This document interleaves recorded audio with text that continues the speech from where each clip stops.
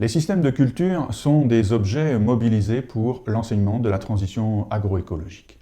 Il s'agit d'envisager des pratiques sans dépendance aux produits de synthèse, herbicides, pesticides et autres. Si des apprenants sont ouverts, d'autres sont sceptiques quant à la possibilité de se passer des produits phytosanitaires ou en demande de preuves. Comment alors les faire accéder à d'autres raisonnements que ceux qui ont présidé à une agriculture dite conventionnelle? De nos expériences pédagogiques, il ressort que 3 outils intellectuels sont efficaces pour organiser une telle pensée, pour structurer de tels raisonnements, pour accéder à de telles transformations.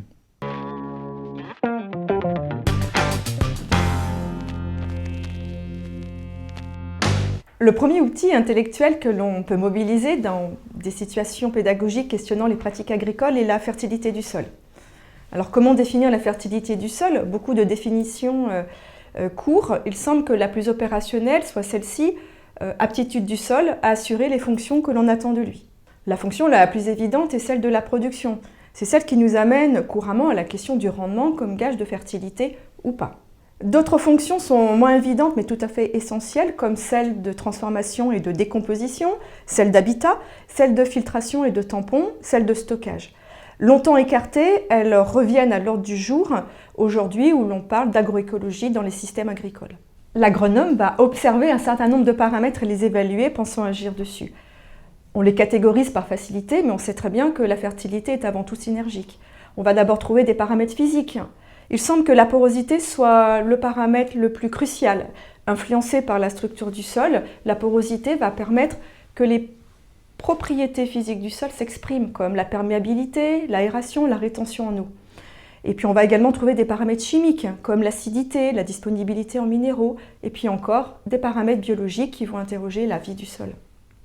Cela étant posé, il est intéressant de connecter aux pratiques agricoles et voir de quelle façon paramètres et pratiques interagissent. Ainsi, labourer RC va influencer la porosité du sol. Choler va influencer l'acidité du sol, mais également la stabilité structurale. Fertiliser va enrichir la solution du sol au profit de la nutrition minérale. Irriguer va permettre de remplir la réserve utile du sol. La matière organique se pose comme clé de voûte de la fertilité globale. Elle va être tout à la fois force de cohésion structurale, force nutritive, force énergisante pour la vie du sol. Et cette observation nous permet aujourd'hui de renouer avec certains mouvements agronomes anciens. La fertilité du sol n'est pas abordée de la même façon selon les périodes agricoles. Autrefois, l'homme était dominé par le sol. Il cultive le sol où il est né avec peu de moyens d'en modifier la fertilité. Il dépend de son sol de manière plus ou moins chanceuse. Le sol exprime une fertilité naturelle. Les lois de modernisation agricole des années 60 et 62 vont émanciper l'homme de son sol.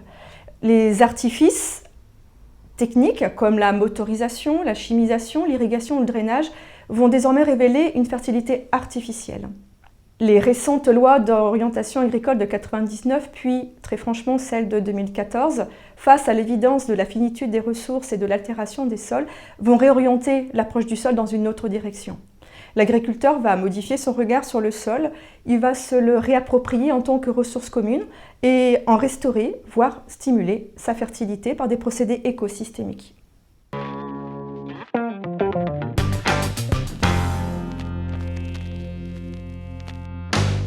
Le deuxième outil intellectuel mobilisable avec les jeunes est la rotation culturelle. Les lois d'orientation agricole de 1960 et 1962 ont amené les rotations à se raccourcir et se simplifier. En effet, le travail du sol, le développement de la chimie via les produits phytosanitaires et les engrais de synthèse, le développement de l'agrobusiness et des échanges mondiaux, notamment en matière d'aliments du bétail, ont permis à l'agriculteur de s'affranchir des services écosystémiques de la rotation. Ce sont les lois de 1999 et celles de 2014 qui vont remettre la rotation au cœur du raisonnement agronomique. En effet, ces lois visent à réduire la consommation des intrants, le travail du sol et la dépendance aux filières, et ainsi amènent l'agriculteur à revenir aux fondamentaux de la rotation. La rotation a été un outil agronomique et redevient un outil agronomique parce qu'on sait qu'elle aide à limiter le salissement des terres, elle aide à la fertilité des sols, qu'elle soit physique, biologique ou chimique, et elle aide à limiter le parasitisme et la prédation des cultures. Dès lors, on peut s'interroger sur une rotation efficace. Quels seraient les contours d'une rotation efficace ? On peut l'imaginer longue, diversifiés, certainement au sol couvert et également certainement intégrant des légumineuses. Un certain nombre de critères sont ordinairement utilisés pour évaluer également une rotation. Principalement, on va rencontrer l'efficacité économique de la rotation et le temps de travail engagé et l'équipement matériel supposé. Le bilan énergétique est aujourd'hui incontournable, ainsi que l'autonomie vis-à-vis des produits phytosanitaires et de l'azote. En tant qu'agronome, l'agriculteur va également juger l'état des parcelles que la rotation crée et la biodiversité qu'elle offre.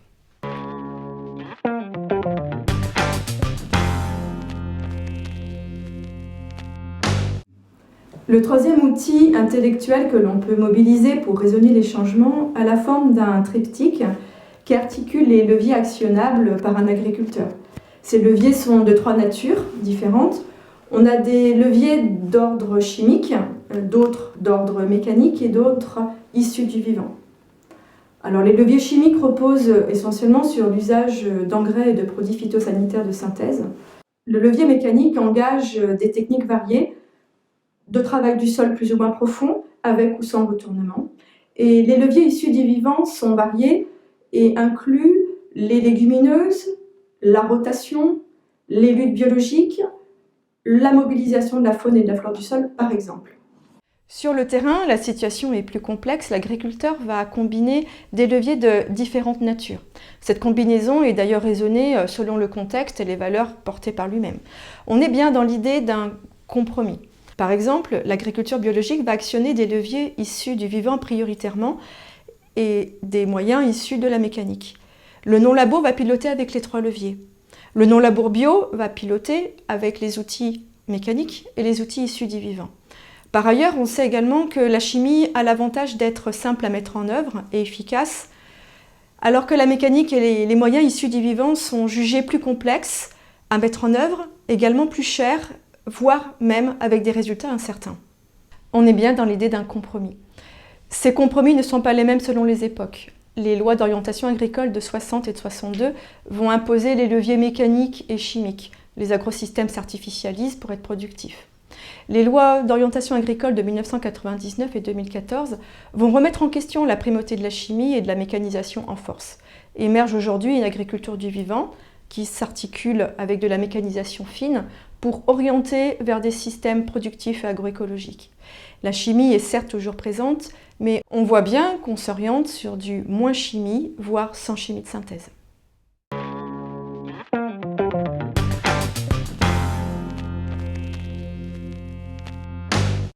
Que retenir en termes d'enjeux d'apprentissage pour les différents types d'acteurs engagés dans les transformations en cours, dans le monde agricole, dans l'enseignement, voire au-delà?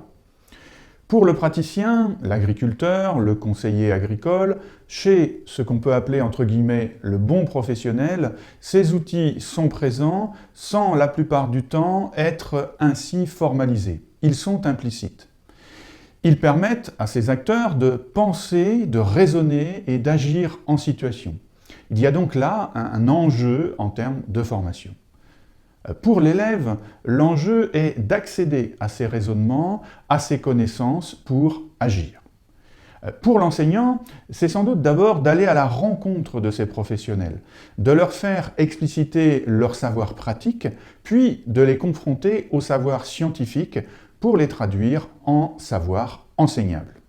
Ensuite, il s'agit d'envisager des situations pédagogiques qui vont permettre, en intégrant par exemple des rencontres avec ces professionnels, de construire et de manipuler ces savoirs à la fois théoriques et pratiques.